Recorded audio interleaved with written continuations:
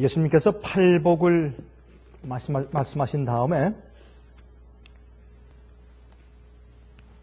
세상은 이 법칙과 전혀 반대된 그런 생활을 살고 있지만은 너희는 내가 지금 너에게 말해주고 있는 하늘 왕국의 성격을 가지고 살아라 라고 부탁하시는 장면이 나옵니다. 여러분, 예수님께서 산상수훈을 말씀하신 그 팔복은 하늘에 살 자들의 품성에 대해서 말씀하신 것입니다. 또 하늘 왕국의 성격에 대해서 말씀하신 것입니다. 다시 말해서 이 세상에 사는 사람들이, 이 세상의 나라가, 이 세상의 회사들이, 이 세상의 가정들이 운영하는 기본적인 성격과 전혀 다르게 하늘 왕국의 성격을 말씀하시고 하늘에 살게 될 자들의 품성에 대해서 말씀하셨습니다. 그래서 팔복은 예수 그리스도의 마음 자체입니다. 예수님의 마음이죠. 우리 이제 마태복음 5장을 좀 펴서 몇 절 읽어보도록 하겠습니다. 마태복음 5장 14절부터 16절까지인 말씀을 좀 보십시다. 마태복음 5장 14절부터 16절까지입니다. 너희는 세상의 빛이라. 산 위에 있는 동네가 숨기우지 못할 것이요 사람이 등불을 켜서 말 아래 두지 아니하고 등경 위에 두나니 이러므로 집안 모든 사람에게 빛이 있느니라. 이같이 너희 빛을 사람 앞에 비추게 하여 저희로 너희 착한 행실을 보고 하늘에 계신 너희 아버지께 영광을 돌리게 하라. 근데 이 말씀을 하시기 바로 전에 그 팔복을 말씀하시고 나서 여기에 있는 너희는 세상의 빛이라라고 말씀하시기 바로 전에 한 말씀을 더 하셨습니다. 그 전에. 그것이 13절인데 너희는 세상의 소금이니 소금이 만일 그 맛을 잃으면 무엇으로 짜게 하리요. 후에는 아무 쓸데없어 다만 밖에 버리워 사람에게 밟힐 뿐이니라. 이렇게 말씀하셨습니다. 이건 무슨 뜻인가 하면 예수님께서 이 산상수훈을 말씀하실 때는 아침 일찍이었던 것 같습니다. 이제 동쪽에서 해가 떠오르는 이제 그런 입장에 있었던 것 같습니다. 다시 말해서 우리가 이해하는 새벽 기도회를 운영하고 계셨던 것으로 이해가 됩니다. 예수님께서 팔복을 말씀하신 다음에 보니까 예수님께서 말씀하실 때는 항상 그 눈에 보이는 실물 교훈 가지고 비유로 말씀하신 적이 대부분이니까 예수님께서 보시니까 이제 갈릴리 바닷가에서 사람들이 고기를 잡고 어부들이 고기를 잡고 나서 고기를 갖다 박스에 다 담고 썩지 않게 하기 위해서, 점이기 위해서, 보존시키기 위해서 소금을 갖다 막 친 다음에 남는 소금을 갖다가 아니면 냄새가 아니면 그 맛이 간 그런 소금은 다 밖에 버리워서 마치 이 해변가 모래처럼 흙처럼 돌처럼 발에 밟히우는 그런 모습이 사실 거기 눈에 띄게 되었을 것입니다. 예수님께서 이 팔복 산상수훈을 말씀하신 곳은 갈릴리 바닷가 해변가에서니까 예수님께서 이제 팔복을 말씀하신 다음에 말씀하시기를 너희가 저기에 소금을 보느냐, 맛을 잃고 버려짐을 당해서 발에 밟히우는 소금을 보느냐. 소금의 목적은 무엇이냐? 소금은 맛을 내는 것이다. 소금은 썩지 않게 하는 것이다. 소금이 그 맛을 잃어버리면, 그 짠맛을 잊어버리면 그저 맹맹한 싱거운 그런 돌과 같은 모래 같은 그런 모습이 되면 더 이상 이 고기를 점이기 위해서, 고기를 썩지 않게 그 안에 치기 위해서 아무런 소용이 없게 된다. 그때 할 일은 무엇인가? 밖에 버려오는 길밖에 없다. 그리고 이 발에 밟히는 것이다. 그러면 너희는 세상의 소금이다. 그렇게 말씀하십니다. 다시 말해서 우리가 이 땅에 살고 예수님의 말씀을 인정하고 믿고 사는 사람들의 이 생애의 목적은 다른 사람들을 썩지 않게 하는 것이 생애의 목적이라 그 말입니다. 다시 말해서 여러분과 제가 사는 이 생애의 목적이 남들처럼 더 좋은 집을 짓고 안전하게 이제 여생을 누리기 위해서 준비하기 위해서 하는 것이 아니라 그것은 이방인들이 염려하는 것이고 여러분 먹고 마시고 어디에 살까 또 어디 가서 무슨 일을 할까 하는 것은 이방인들이 구하는 것이라는 말씀이 있지 않습니까? 그런 것들은 우리가 염려하는 것이 아니고 먼저 그 나라와 그 의를 구하면 주님께서 그 모든 것을 다 주신다고 말씀했으면서 여기 말씀하기를 우리는 세상의 소금이다. 우리가 이 땅에 사는 이유는 진리의 맛으로 진리의 맛을 가지고 남들을 썩지 않게 도와주는 일이란 말입니다. 그 목적을 그 맛을 우리 생애 가운데서 잃어버리면 우린 이 땅에서 그리스도인으로 주님의 제자로 주의 말씀을 믿고 사는 사람으로 존재할 필요가 없습니다. 목적이 없습니다. 그럼 뭐 때문에 삽니까?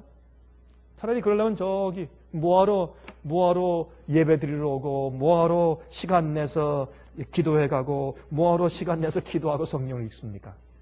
가끔 하죠. 왜 가끔 합니까? 하려면 하고 말라면 말지. 저기 밖에 가서 이미 맛을 읽고 밖에서 밟혀 사는 사람들과 똑같이 살지. 그렇게 살아도 고통이 있고요. 예수를 따르며 살아도 고통이 있습니다. 고통은 똑같습니다. 저는 다니면서 이 세상에서 고통 없는 사람을 한 번도 본 적이 없습니다. 그 사람이 잘생겼든지 못생겼든지 잘 먹고 살든지 잘 못 먹고 살든지. 미국에서는 말이죠. 백만장자나 1년에 10,000불 버는 사람이나 먹는 건 똑같습니다. 먹는 건 똑같아요. 담아둔 그릇이 더 멋있고 아니면 깨진 그릇이 거기 차이가 있고 또 먹는 그 수저가 금 수저냐 아니냐 이제 거기 차이가 있지만은 그러나 먹는 건 똑같아요. 그러나 당하는 고통과 시련은 똑같습니다. 하나님께서는 공평하신 분이에요. 그러므로 우리가 사는 데는 우리가 주님을 따르는 사람들은 주께서 우리에게 주신 말씀과 진리의 맛을 가지고 살아야 합니다. 그걸 말씀하시고 나서 그 다음에 하신 말씀이 뭐냐면 너희는 세상의 빛이라 그랬습니다. 저는 오늘 요 대목에 좀 중점적으로 말씀을 드리려고 합니다. 너희는 세상의 빛이라.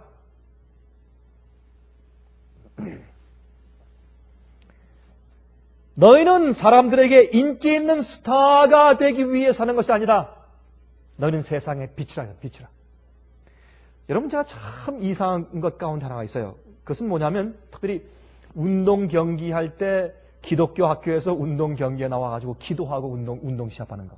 저는 그건 참 이상하기 짝이 없어요. 전 운동 경기 볼 때마다 그냥 다 이제 운동 경기 이제 시작하면 이제 TV에서 이제 중계를 해주는데 그 학생들이 말이죠. 특별히 대학생들이 말이죠.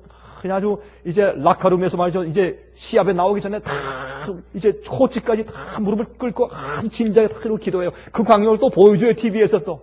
얼마나 우스꽝스러운지 몰라요. 자, 이제 기도가 끝나자마자 일어나서 Let's go and beat him. Let's kick him. 가서 차라, 때려라, 이겨라, 부셔라. 그렇게 막 뛰어나가요. 기도 금방 하고. 얼마나 재밌는 얘기예요. 쌍방이 또 같이 기도해요. 주님께서 누구의 기도를 들어주실까요? 참 우스꽝스러운 게 맛을 잃은 그리스도인이에요. 성경 진리가 무엇인지 몰라요. 또 참 재밌는 것은요. 배우들, 가수들 이런 사람들이 기독교인이라고 해가지고 다니면서 간증들을 해요. 전 그것처럼 제 마음 가운데 우스꽝스러운 것이 없어요. 여러분, 주님을 믿는다고 하면서 성경의 복음을 믿고 팔복을 믿고 주님을 따른다고 공언하면서 여러분, 너는 세상의 빛이라. 그래서 빛이 된다고 해서 여러분 무대에 올라가서 막 춤추면서 노래하면서 그 멋있는 조명을 받는 그런 스타가 되란 말이에요? 그런 음악의 여주인공, 남주인공이 되란 말입니까? 여러분, 그리스도인으로 살 때 팔복을 이해하면 그런 생활을 할 수가 없어요. 그건 말도 안 되는 것입니다. 이렇게 오늘날 교회가 주의 말씀을 이해하는데 이 예민감 없이 둔해져 있어요. 엉뚱하게 살면서 예수를 믿는 것처럼 착각을 해요. 예수께서 말씀하실 너희는 세상의 빛이라. 여러분, 빛을 말씀하실 때 이건 태양을 말씀하신 것이에요. 태양. 왜요? 어떻게 합니까? 산 위에 있는 동네가 숨기지 못할 것이라 그랬어요. 그냥 이 헤드라이트이 아니에요. 우리 손에 있는 전지가 아니에요. 플래시가 아니에요. 하늘에서 태양이 떠오르는 것이에요. 동쪽에서. 그 당시에 예수께서 이 말씀을 하실 때 새벽에 이제 동이 들 때입니다. 새벽 기도를 마쳤습니다. 지금 이 동이 떠오를 때 예수께서 말씀하기를 내가 너희에게 하늘의 의의 태양의 성품이 무엇인지 얘기해 주었지. 하늘의 성품이 무엇인지 내가 얘기해 주었지. 너희는 세상의 빛이야. 태양이 떠오르면 그 당시에 예수께서 말씀하실 당시에 이 당시에 동네는 거의 다가 산 꼭대기 위에 있었습니다. 그것이 옛날에 도시와 타운을 짓는 습관이었습니다. 산 꼭대에 동네가 있었어요.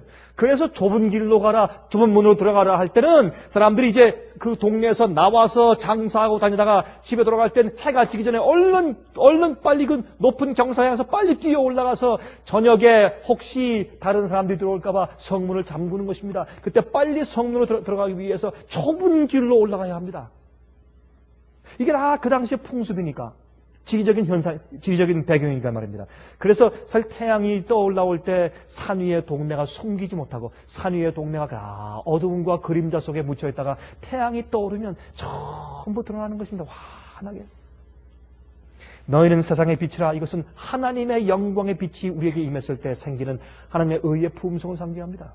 진리를 상징합니다. 내 속에 부각되고 내 속에 경험된 진리를 상징합니다. 그것이 빛입니다. 그것은 태양을 의미합니다.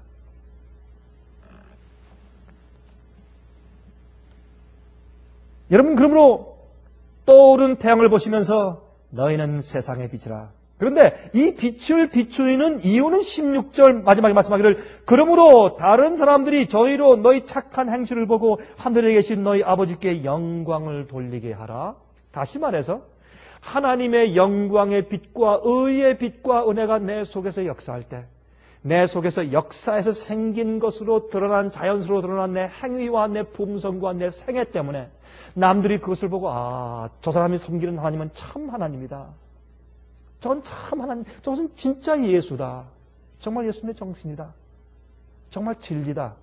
그렇게 해서 우리의 내 속에서 드러나는 하나님의 영광의 빛을 보고 하나님께 영광을 돌리게 하란 말입니다. 내 생애의 영광의 빛을 내 생애를 통해서 나타나는 예수 그리스도의 영광을 보고 다른 사람들이 하나님께 영광을 돌리게 하란 말입니다. 그것이 첫째 천사의 기별입니다. 그렇죠? 하나님을 두려워하고 그에게 영광을 돌리라. 빌립보 2장 3절 보면 빌립보 2장 3절에 있는 말씀을 보고 이제 영어 성경을 보면 참 재미가 있어요. 여러분 영어 성경에 특별히 리빙 바이블을 보면 리빙 바이블에 이렇게 번역되는 것을 볼 수 있어요. 여러분 우리 한국말 성경 가운데서 아무 일이라든지 다툼이나 허영으로 하지 말고 오직 겸손한 마음으로 각각 자기보다 남을 낮게 여기고 그랬죠. 이 말씀을 리빙 바이블 새번역 성경은 영어 성경에 이렇게 기록했어요. Do not live to make good impressions on others. 참 재밌는 말이에요. 다른 사람들에게 좋은 인상을 끼치려고 살지 말라 그 말이에요. 남들에게 좋게 보이려고 애쓰며 살지 말라 그 말입니다. 많은 사람들이 그렇게 살아요.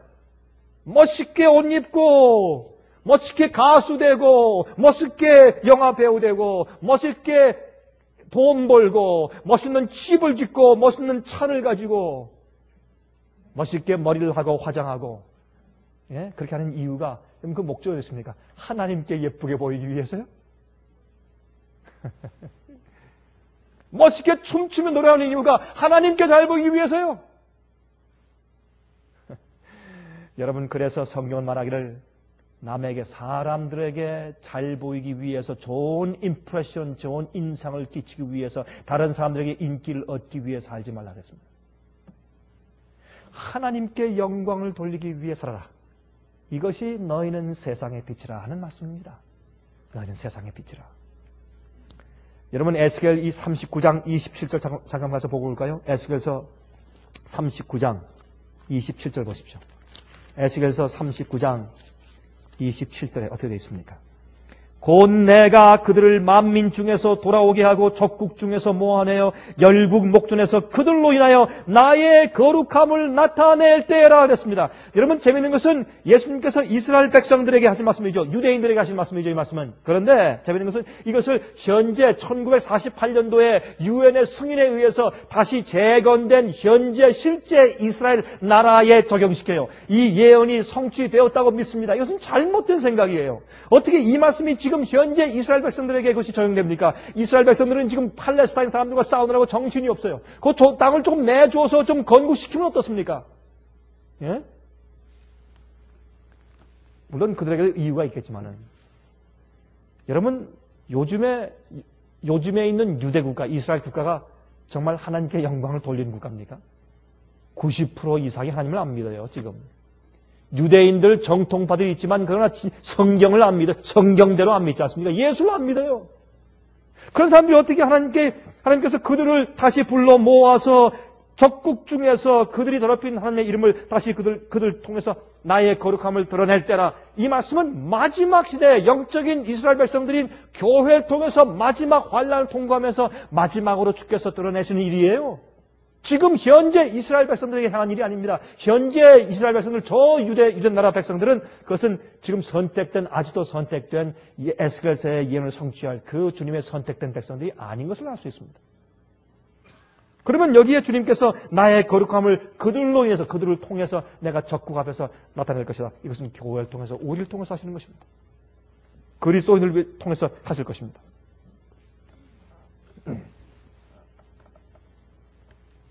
여러분, 제가요, 한 번이 아니고 얼마 전에 한 목사님께로부터 편지가 왔어요. 그 목사님이 이제 참 이렇게 헌금을 정성스럽게 담아서 이렇게 보내면서 저한테 짤막하게 편지를 하나 쓰셔서 이렇게 썼어요. 예, 강병국 목사님, 참 수고가 많습니다. 글을 통해서 또 테이프를 통해서 또 방송을 통해서 진리의 빛을 전하기 위해서 애쓰는 모습 보니 참 기쁩니다.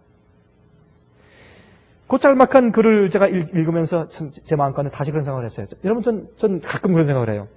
제가 글을 쓸 때마다, 제가 테이핑을 할 때마다, 제가 방송을 할 때마다, 늘 제 마음가운데 어떤 편지를 주고받을 때마다 늘 생각되는 것은 이메일을 할 때마다 제 마음가운데 내가 오늘 쓴 그 글 때문에, 내가 오늘 테이프한 바로 그 내용 때문에, 내가 오늘 가르친 그 내용 때문에, 우리가 만든 그 책자 때문에 얼마나 많은 사람들이 마음속에는 어둠을 내쫓고 하나님의 세상에 비친 하나님의 영광의 빛을 보았을까?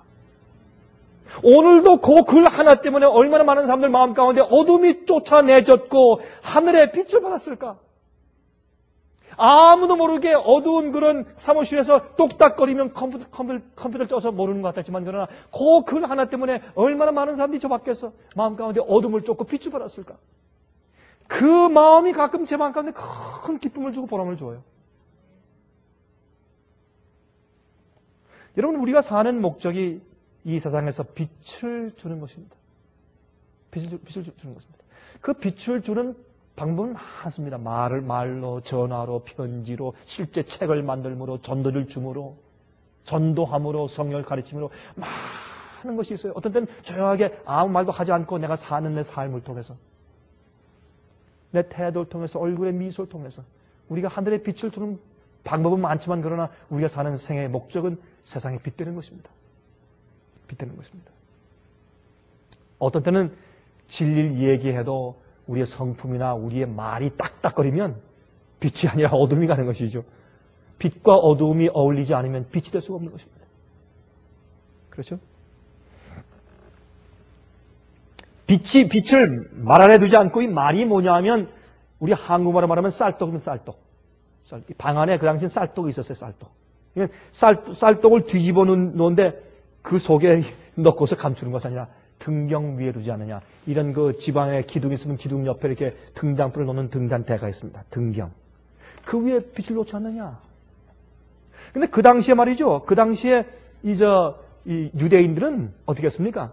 진리를 남들에게 비추는 것보다 진리를 가지고 자부심을 가지고 늘 교만해졌습니다. 남에게 나누어지는 일을 하지 않았습니다. 그것 때문에 하나님께서, 예수님께서 말씀하기를 너희가 이 빛을 좀 위로 둬라. 근데 빛을 감추는 이유가 있어요. 어디 가서 내가 이것을 안다고 말하지 않고 감추는 이유가 있어요. 그것은 내가 내 생활과 내 마음이 그 빛대로 살지 않을 때 빛을 말하기 어려워요. 빛을 주기를 주저하는 것입니다. 틀림없어요. 집안이 더러우면 손님이 올 때 무서워요. 그렇죠? 마련된 음식이 없으면 손님이 올까 무서워해요. 누가 천정을 누르면 누가 왔는지 막 정신없이 가서 막 옷을 갈아입고 뭐 치우느라고 정신이 없어요. 남이 오는 게 싫어요. 마찬가지입니다. 이 등잔을 등경 위에 높이 두지 아니하고 말 아래 감추는 것은 자기가 비출 만한 준비가 마음속에 준비되지 않았다는 뜻입니다. 얼마나 많은 경우에 우리가 그렇습니까?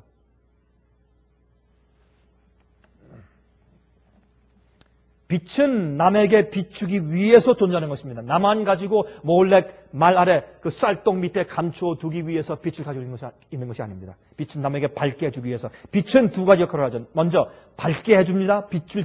이 빛에 말씀에 지식을 줍니다. 두 번째, 그 지식은 우리에게 열을 줍니다. 빛은 반드시 열을 줍니다. 여러분, 조명도 한참 받고 있으면 뜨거워 땀이 나요. 왜요? 빛은 항상 열이 있기 때문에. 빛은 그 사람을 밝게 하고 어둠에서 내가 잘못됐구나. 그게 빛이구나.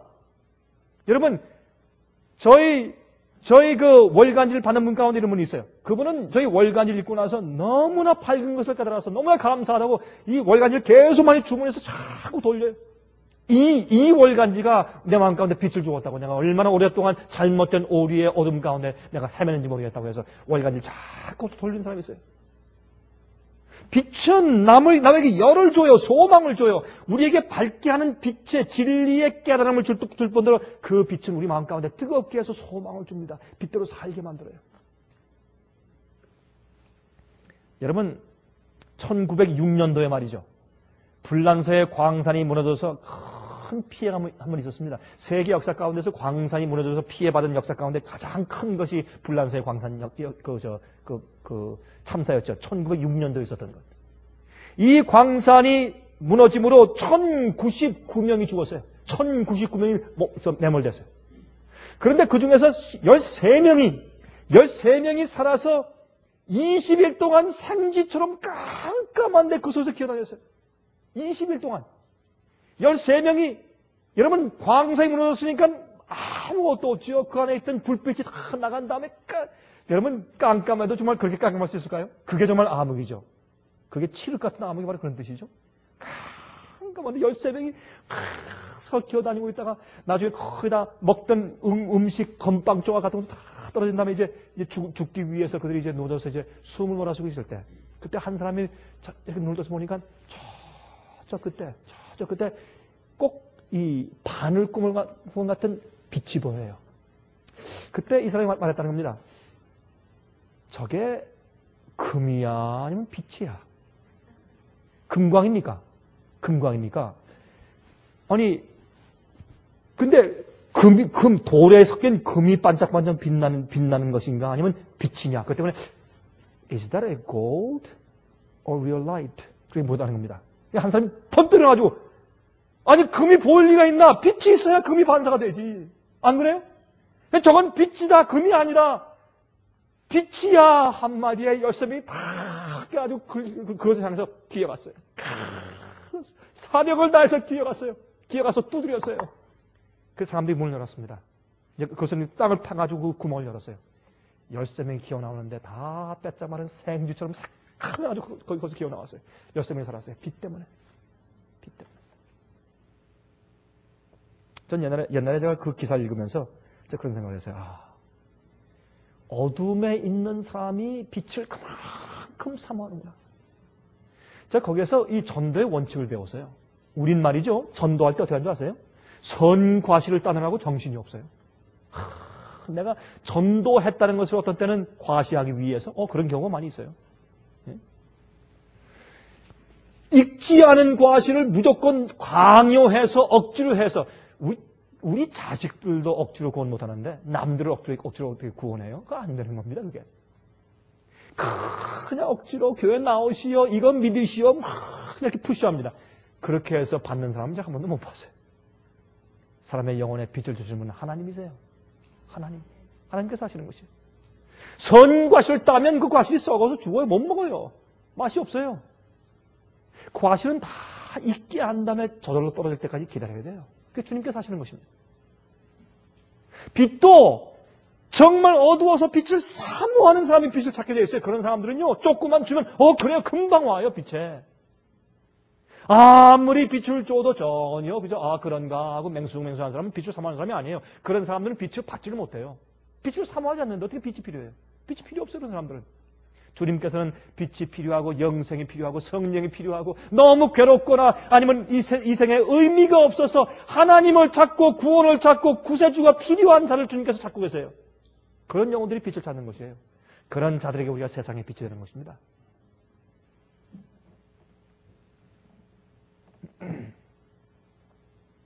진짜를 찾는 자들, 진리를 찾는 자들이 있어요. 그런 자들은 빛을 향해서 오는 것입니다. 여러분, 제가 Ministry of Healing이라는 책에 있는 말씀을 읽어드리겠어요. Ministry of Healing이라는 책인데 이 책은 치료 봉사라고 이제 번역이 되죠. Ministry of Healing. 이건 정말 기가 막힌 그런 정말 영감적인 말씀이 한번 들어보세요. 31페이지와 32페이지의 말씀인데 한번 들어보세요. 이렇게 말씀되어 있어요. 하나님의 나라는 외부적 과실을 수반하여 임하지 않는다. 참 진리죠? 외부적인 꾸밈이나 외부적인 과실을 수반해서 임하지 않는다. 이 얘기에 의하면 오늘날 교회가 어마어마하게 짓고 멋있고 아름답게 짓는 것들, 이거 다 예수 그리스도의 산상부훈의 정신과 하늘의 성격과 어긋나는 것들이죠. 그것은 하나님의 말씀에 부드러운 영감을 통하여 성령의 내적 역사, 곧 생명 되시는 분과의 영혼의 교통을 통하여 오게 된다. 하나님 나라는 성령의 내적 역사, 곧 생명 되시는 분과의 영혼의 교통을 통하여 오게 되는 것이다. 하나님 나라의 가장 위대한 능력의 표현은 그리스도의 품성의 완전함에 도달한 인간의 성품 속에서 보여진다. 그리스도를 따르는 사람들은 세상의 빛이 되어야 한다. 그러나 하나님께서는 그들에게 빛을 비추기 위한 노력을 하라고 명령하지 않으신다. 그분께서는 훌륭한 선을 자랑하기 위하여 자기 만족에 도취된 어떤 노력을 하는 것을 좋아하지 않으신다. 그분께서는 그들의 심령이 하늘나라의 원칙에 잠겨지기를 원하신다. 그렇게 되면 그들은 세상과 접촉할 때 그들 속에 있는 빛을 드러내게 될 것이다. 왜? 내 속에 점여들어온, 내 속에 스며들어와서 잠겨져 있는 하늘의 원칙 팔복이 다른 사람들과 대할 때 아니 물씬 풍겨나고 빛이 발하게 되기 때문에 남들이 그 빛을 보고서 하나님께 영광을 돌리게 되는 것입니다. 그것은 내 외부적인 과실을 통해서 생기는 것이 아니라 내 속에 잠겨져 있는 예수 그리스도의 품성 때문에 된다고 설명합니다. 생애의 모든 면에 나타나는 그들의 확고한 성실성은 빛을 비추는 수단이 될 것이다. 재물과 높은 지위, 값비싼 장비, 건물과 설비 등은 하나님의 사업을 발전시키는 데 필수적인 것이 아니다.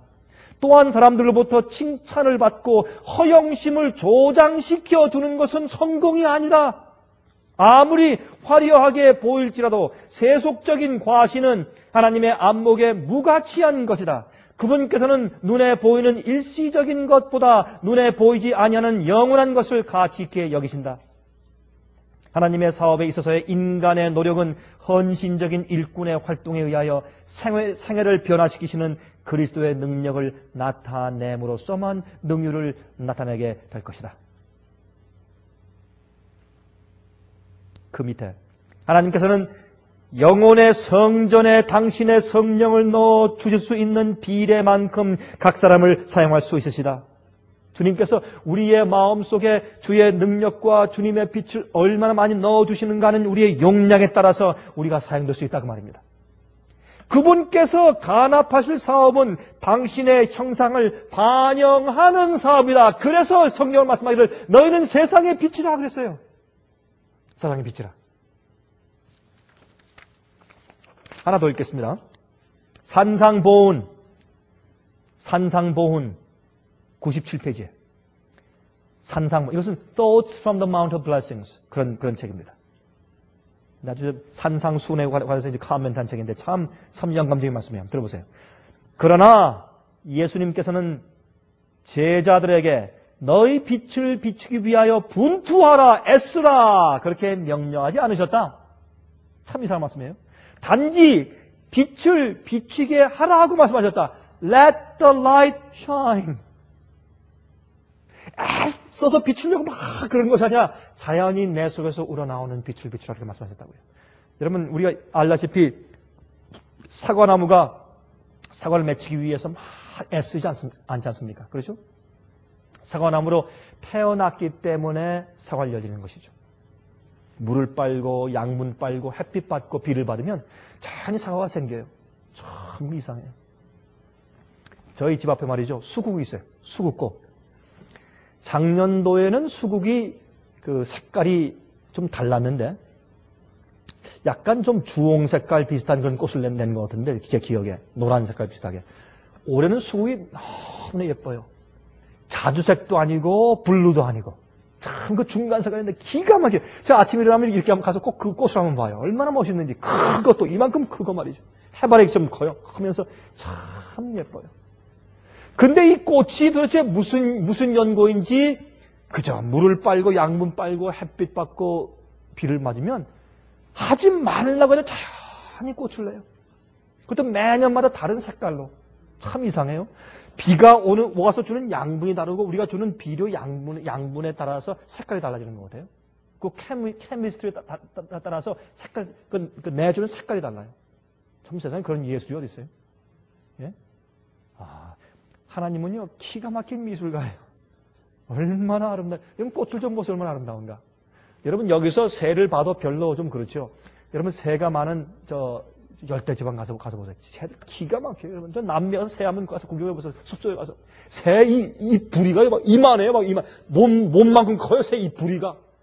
그리고 얼마나 예쁜지 몰라요. 이렇게 막 다니면서 짹짹거리는 거 보면 얼마나 예쁜지 그거 보느라고 정신이 없어. 어떤데 이렇게. 그 사람은 늘 보니까 목사님 빨리 갑시다. 왜냐면 잠깐 보자고. 한참 그걸 구경하고 가요. 그 사람들한테는 너무 흔한 거지만 저한테는 귀한 거니까 말이죠. 별 희귀한 새들이 다 있어요. 하나님은 예술가예요. 근데 이런 꽃들이 꽃을 맺으려고 막 애쓰지 않고 자연히 꽃이 나와요. 그건 우리 속에 예수를 아는 빛이에요, 그게. 예수를 아는 빛. 여러분이 예수를 아십니까? 우리가 예수를 얼마나 압니까? 주님을 얼마나 압니까? 우리가 예수를 알면 우리가 하는 일에 그 예수가 배어나요. 배어나. 우리가 그렇게 됐으면 얼마나 큰 빛이 되겠습니까? 그런 큰 빛이 이루어질 수 있게 될 때 하나님께서 성령을 막 마음껏 퍼부어 주실 텐데 예수께서 성령을 이 땅에 있을 때 조금만 받으신 것처럼. 예? 그렇게 된다면. 근데 어떤 때 말이죠. 우리들은 얼마나 마음이 좁고 말이죠. 이기적이고, 아웅바득 한다고 이거 뭐라고 이거 어떻게 표현해나? 어? 아등바등하고 그냥, 예? 불안, 초조, 싸우고, 오해하고, 예? 자기를 변호하느라고 정신들이 없고 그래요. 한번 망신당하면 못 잊고, 예? 뭐, 첫사랑인가? 뭔가 왜 못 잊어요, 왜? 한번 망신당하면 그만이지. 뭐, 그게 뭐, 그래서 죽는 거예요? 뭐, 어떻게. 한번 모욕당하면 잊지를 못해. 다, 이렇게. 그 마음이 꼬부라져가지고 말이에요, 이렇게. 그 낚싯대래요, 낚싯대. 여러분, 나다나엘이 올 때 예수님께서 말씀하기를 그 마음 가운데 간사한 것이 없다. 바로 그게 꼬부라짐이 이게 없다는 뜻이에요, 그게. 헬라 말에는. 그러니 어떻게 빛이 돼요? 너 나 쳤어? 혹시 보자. 그게 무슨 빛이요, 그게. 세상에. 예? 여기 말씀하기를 그리스도께서 마음속에 거하시면 그분의 임재의 빛을 감출 수가 없다. 만일 그리스도를 따르노라고 공언하는 자들이 세상의 빛이 되지 못한다면 그들은 생명의 능력이 그들에게서 떠나갔기 때문이다. 만일 그들에게 비출 빛이 없다면 그것은 그들이 빛의 근원 되신 분과 분리되었기 때문이다. 얼마나 올바른 얘기입니까, 여러분?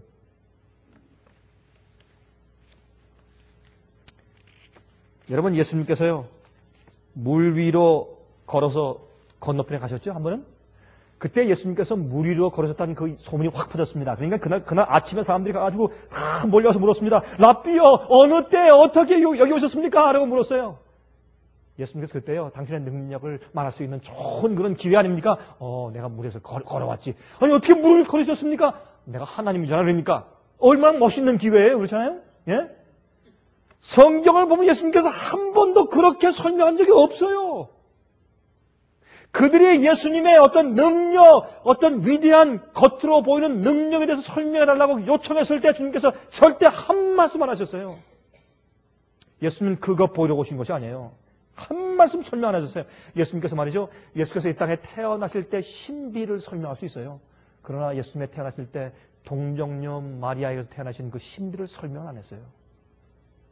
예수님은 당신의 초자연적인 능력과 기적에 대해서 강조하지 안 해줬어요. 왜요? 그런 것들은 빛을 비추는데 중요한 것이 아니기 때문에. 그것은 사람들 마음 가운데 눈에 보일 때 멋있게 보이지만 그것이 사람의 마음 속에 들어가서 빛이 되어서 그 사람을 변화시키고 구원할 수가 없어요. 멋있는 교회는 야 멋있다 할 수 있지만 그것은 영혼들 마음 가운데 진리를 줄 수 없고 그들을 구원하는데 아무런 소용이 없어요. 빛은 우리 속에 있는 예수님의 성품과 진리만이 빛이 됩니다. 여러분, 독일의 귀족 출신 진센돌프가 모라비아 교회를 세웠죠. 여러분, 모라비아 교인들은 훌륭한 교인들입니다. 여러분, 진센돌프 귀족 출신 이 독일 사람이 말이죠. 진센돌프가 11살 때 한 번은 그가 박물관에 가서 구경 갔다가 거기에 있는 옛날 그림인 예수님께서 십자가에 이렇게 박혀 돌아가시면서 고통당하시는 그 모습의 그림을 보았습니다. 그때 11살짜리 이 아이가 그 그림 앞을 떠날 수 없었다고 했어요. 한동안 그 그림을 보고 한참 바라보면서 그 어머니 아버지가 야 가자 이러니까 어머니 아버지 이 예수님이 왜 이렇게 고통을 당하시는 거예요? 이게 이유가 어디 있습니까? 왜 그렇습니까? 이게 사실입니까? 라고 자꾸 질문하면서 나중에 성경을 연구하다가 그때 11살 때 본 예수님의 십자가의 그림 하나 때문에 그가 영원히 자기 마음을 하나님께 바쳤습니다. 그리고 회개했어요. 그런 다음에 그가 독일에서 경건의 운동을 일으키고 드디어 모라비안 교인들을 만들었습니다. 나중에 그 교회는 2,000여 명의 해외 선교사를 파견했어요.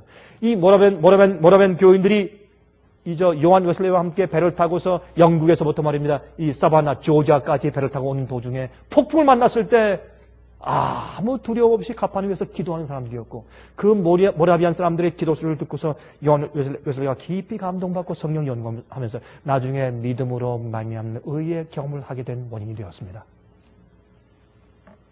우리가 예수를 알아야 합니다. 우리가 주님을 알아야 합니다.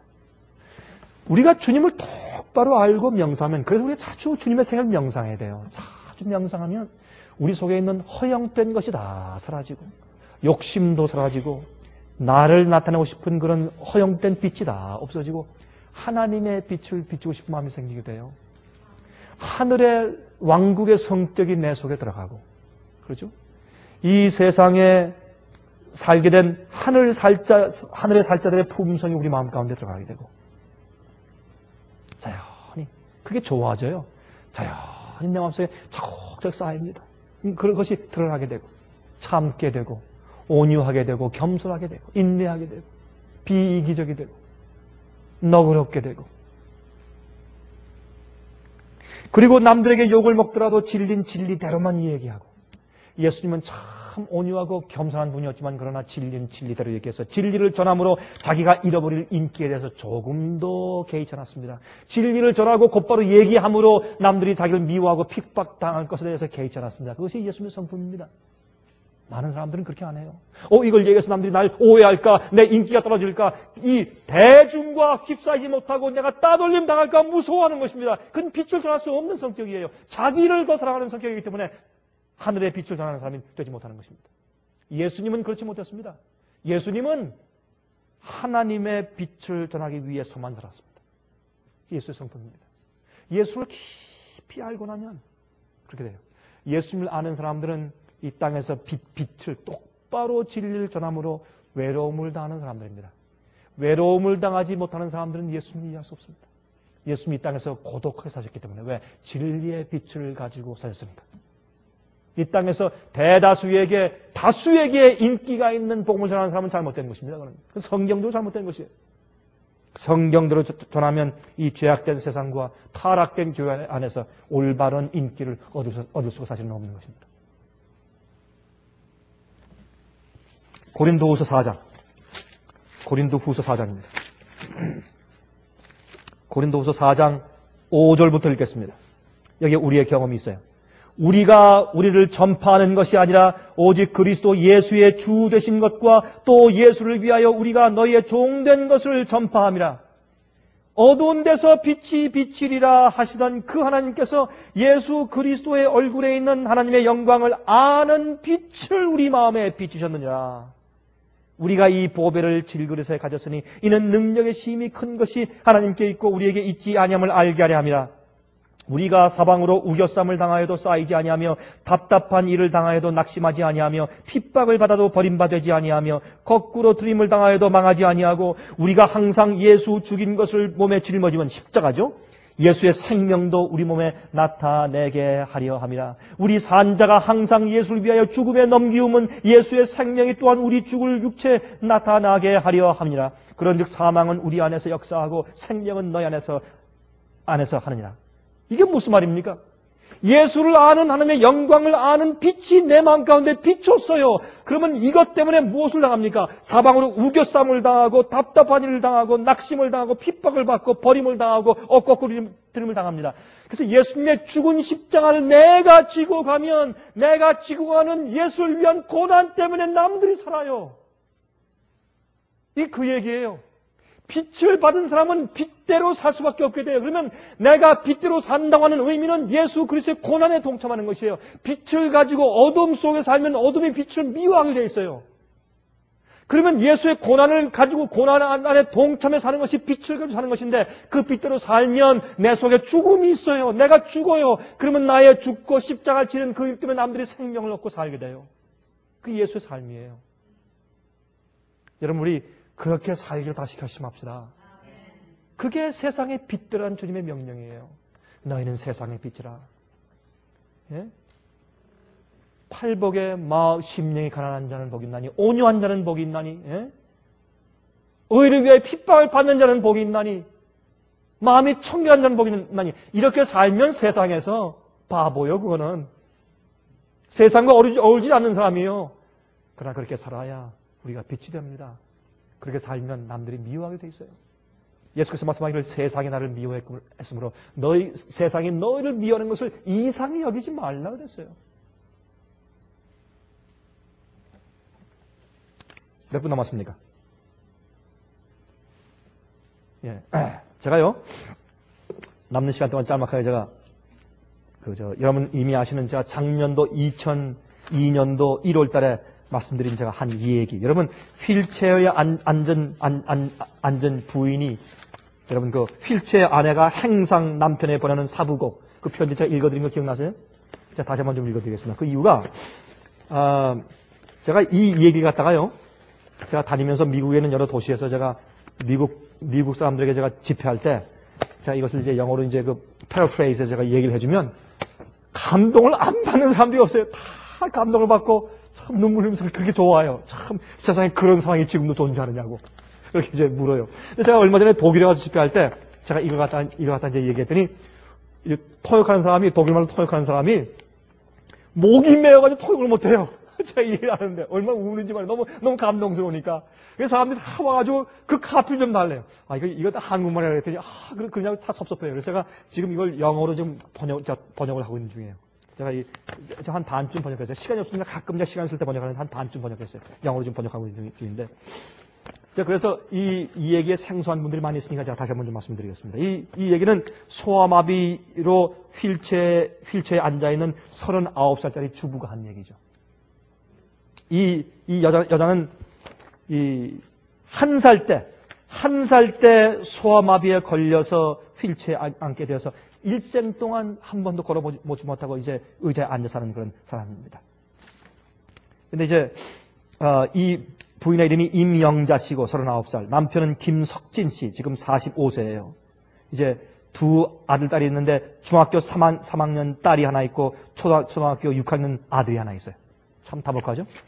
근데 이제 이 여자의 이야기가 라디오에 한번 나갔습니다. 1983년대 라디오에 나가서 장애인 프로그램에 나갔습니다. 그때 제주도에 살고 있던 현재 지금 이 남편이 말이죠. 그 얘기를 들었어요. 그 당시에.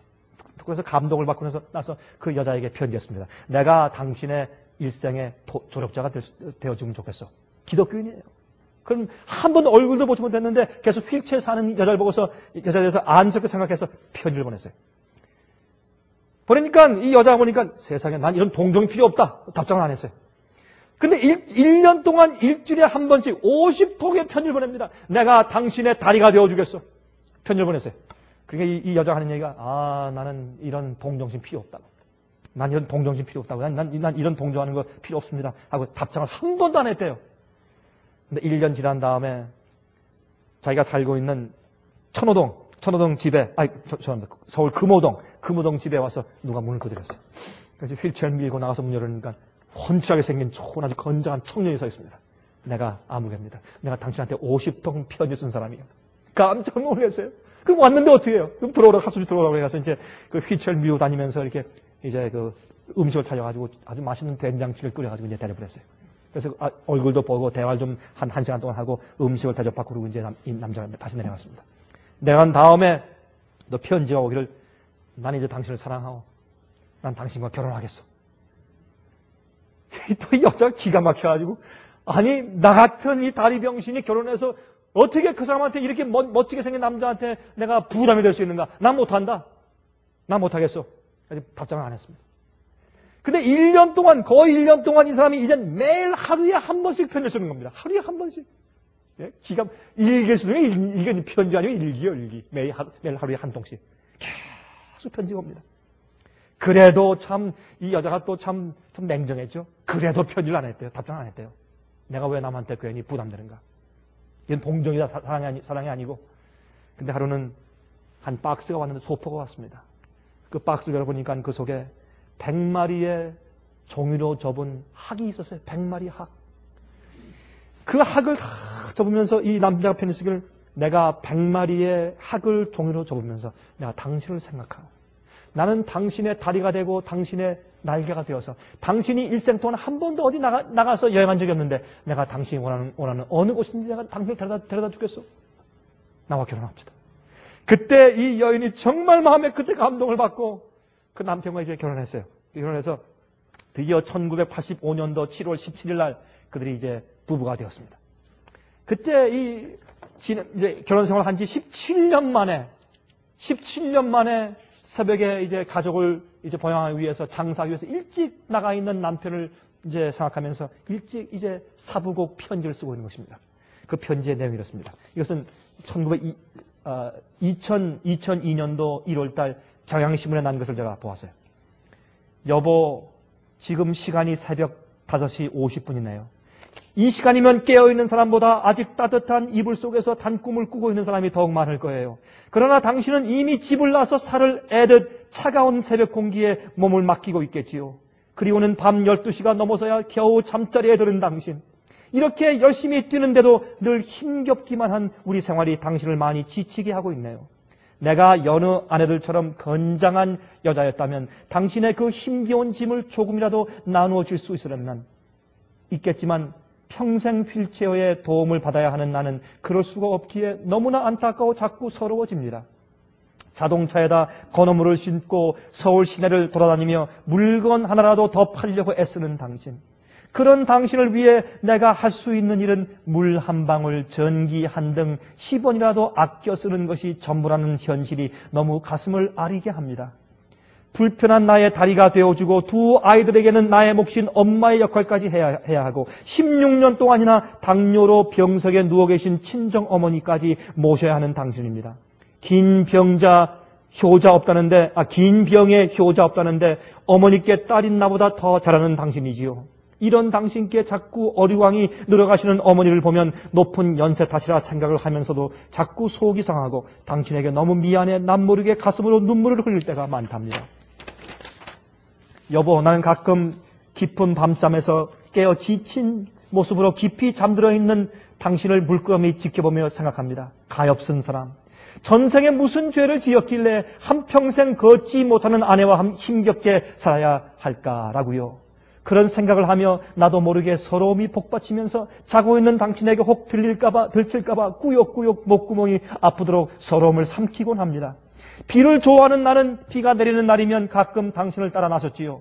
하루 종일 빗속을 돌아다닐 수 있다는 것 때문에 힘든 줄도 모르게 되지요. 그런데 며칠 전 겨울비가 제법 많이 내리던 날, 거리에서 마침 그곳을 지나던 우리 부부 나이 정도의 남녀가 우산 하나를 함께 쓰고 가는 모습을 보았어요. 서로 상대방에게 조금이라도 비를 덜 맞게 하려고 우산을 자꾸 밀어내는 그들을 부러운 눈으로 바라보고 있는데 당신이 비를 몽땅 맞으며 물건 파는 모습이 나의 눈에 들어왔어요. 그때 내가 느꼈던 아픔과 슬픔은 어떤 글로도 표현할 수 없을 만큼 나의 가슴을 아리게 했어요. 그때 나는 다시는 비 내리는 날 당신을 따라 나서지 않겠노라 나 스스로에게 다짐을 했답니다. 그리고 여보, 지난 결혼 10주년 기념일에 당신은 결혼 때 폐물 한 가지도 못 해줬다며 당신이 오래도록 잡비를 아끼어 모은 돈으로 나에게 조그만 다이아몬드 반지를 사주었지요. 그때 내가 너무도 기뻐했는데 그 반지를 얼마 못 가 생활이 너무 힘들어 다시 팔아야 했을 때 처음으로 당신이 눈물을 흘리시는 모습을 보고는 너무도 가슴이 아팠어요. 몇 년이 지난 지금까지 당신은 그때 일을 가슴 아파하는데 그러지 말아요. 그까지 반지 없으면 어때요? 이미 그 반지는 내 가슴 속에 영원히 퇴색되지 않게 새겨놓았으니 나는 그것으로도 충분해요. 3년 전 당신은 8시간에 걸쳐 신경수술을 받아야 했었지요. 그때 마취에서 깨어나는 당신에게 간호사가 휠체어에 앉아있는 나를 가리키며 누군지 알겠느냐고 물었을 때 당신은 또렷한 목소리로 이렇게 말했어요. 그럼요. 내가 이 세상에서 다시 태어나도 사랑할 사람인데요. 라고. 그렇게 말하는 당신에게 나는 바보처럼 고맙다는 말도 못하고 한없이 눈물만 떨구었어요. 그때 간호사가 나에게 이렇게 말하더군요. 이 세상에서 가장 행복한 분이시네요. 라고. 그래요, 여보. 나는 정말 이 세상에서 가장 행복한 여자예요. 건강하지는 못하지만 당신이 늘 나의 곁에 있기에 더 이상 바랄 것이 없어요. 어린 시절 가난과 장애 때문에 학교에 다니지 못했기에 나는 지금 이 나이에 늘 소원했던 공부를 시작했지요. 적지 않은 나이에 초등학교 과정을 공부한다는 것이 결코 쉽지는 않지만 야학까지 데려다주고 집에 돌아와 아이들과 어머니 저녁 챙겨주고 집안 청소까지 깨끗이 해놓고 또다시 학교가 끝날 시간에 맞춰 나를 데리러 와주는 당신. 난 그런 당신에 대한 고마움의 보답으로 정말 열심히 공부할 겁니다. 어린 시절 여느 아이들이 다 가는 학교가 너무도 가고 싶어 남몰래 수없이 눈물도 흘렸는데 이제서야 그 꿈을 이루었어요. 바로 당신이 나의 꿈을 이루어 주었지요. 여보, 나 정말 열심히 공부해 늘 누군가의 도움만 받는 사람이 아니라 이 사회에서 꼭 필요한 사람이 될 거예요. 여보, 한평생 휠체어의 도움 없이는 살 수 없는 나의 삶이지만 당신이 있기에 정말 행복합니다. 당신은 내 삶의 바로 그 천사입니다. 당신을 영원히 사랑하고 늘 감사의 두 손을 모으며 살 겁니다. 당신을 사랑하는 아내가. 읽으면 읽을수록 감동적인 건 편지예요. 그렇죠? 그리고 끝에 이제 그가 말하기를 이제 내 마음 가운데 하나 소원이 있다면 우리가 혹시 다음 세대에 다시 태어날 수 있다면 다음번엔 당신이 장애인으로 태어나고 내가 건강히 태어나서 내가 당신과 결혼해서 일생 동안 당신을 돕고 싶습니다. 그것이 내 소원입니다. 내가 부하기도 원치 않고 좋은 집도 원치 않고 좋은 차도 원치 않고 내가 원하는 것은 내가 어떻게 하면 당신을 더 도와줄 수 있는가 내가 원하는 것입니다. 우리가 주님을 알고 나면 비칠비칠합니다. 우리가 병자처럼 살던 것을 부끄러워하면서 남을 돕기 위해서 빗대는 생을 살기 위해서 애쓰게 돼요. 언제요? 주님께서 내게 어떻게 하셨는지를 깊이 이해하고 나면 가만히 있을 수가 없어요. 그 정성과 사랑에 반응하기 때문에 가만히 있을 수 없습니다. 그 반응이 믿음입니다. 믿음입니다. 세상에 빛 되시기를 간절히 바랍니다. 하늘에 계신 우리 아버지, 이 세상에 빛 되는 것이 무엇인지 다시 우리 마음 가운데 깨닫게 하심을 감사합니다. 우리 마음속에 어두움들을 제거해 주시옵소서. 근심과 걱정의 어두움들, 염려의 어두움들, 미움의 어두움들, 세상을 사랑하는 욕심의 어두움들, 그런 것들 때문에 하나님의 빛을 비추지 못하는 것들이 우리 속에 내재하면 주님이시여 불쌍히 여기시고 예수 그리스도의 피의 공로로 우리의 영혼 속과 양심을 씻어주시기를 기도합니다. 그런 것을 내보낼 기꺼워하는 마음을 주시고 말로만이 아니고 정말 우리 마음을 주 앞에 묶어 바치는 경험을 하게 축복하여 주시옵소서. 주님이시여, 어떻게 하면 주 앞에 영광을 돌릴 수 있습니까? 저희를 도와주시옵소서. 우리 속에 살아 움직이시는 주님, 진리가 우리를 성확해 도와주시고 우리가 외부적인 과시가 아니라 내 속에 계신 주께서 변화시키신 우리를 자동적으로 우리 속에 점여든 그 경험이 빛으로 나감으로 많은 사람들이 예수를 볼 수 있게 저희를 사용해 주시옵소서. 저희의 부족함을 용서해 주시며 저희의 이기심을 사하여 주시고 주님 닮게 해 주시옵소서. 많은 주의 종들과 노독들이 그렇게 함으로 인류에게 얼마나 큰 영향을 미치는 그런 삶을 살다 갔습니까? 우리도 그렇게 주님의 무기 될 수 있도록 저를 써주시옵소서. 살아계신 예수 그리스도의 거룩하신 이름을 의지해서 간절하게 기도합니다. 아멘.